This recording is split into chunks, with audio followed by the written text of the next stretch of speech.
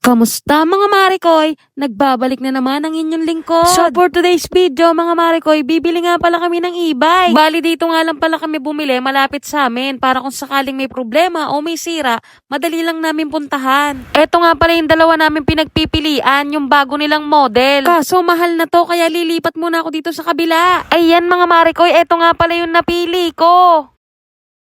Eto na nga mga Marikoy, dinala na nga pala sa bahay namin. Inabot din pala ng isang araw yan.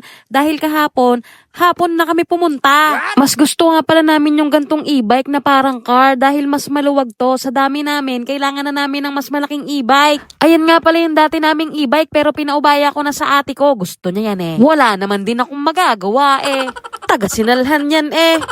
Sure lang, e-bike nga pala yun ng aming yumaong ama. Kaya sobrang mahalaga sa amin yun, ayaw talaga namin ibenta. Kaya pinasa ko na lang muna sa kapatid ko para makabili kami ng mas malaki. Ayan, syempre nung dumating na, kailangan mo nang i-demo ni kuya kung paano gamitin. Pero alam naman talaga namin, kaya lang syempre iba to. Iba na yung manibela niya sa dati naming e-bike. At pagkatapos nga i-demo, binayaran ko na rin si ate at pumirma na din pala ako ng kontrata. At nang matapos na nga kami sa lahat, ayan, sinubukan ko na. Grabe, sobrang nakakapanibago dahil para ka nagdadrive ng kotse.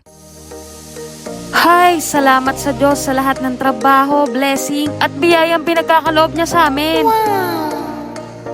Maraming salamat sa inyong panonood mga Marikoy. Bye-bye!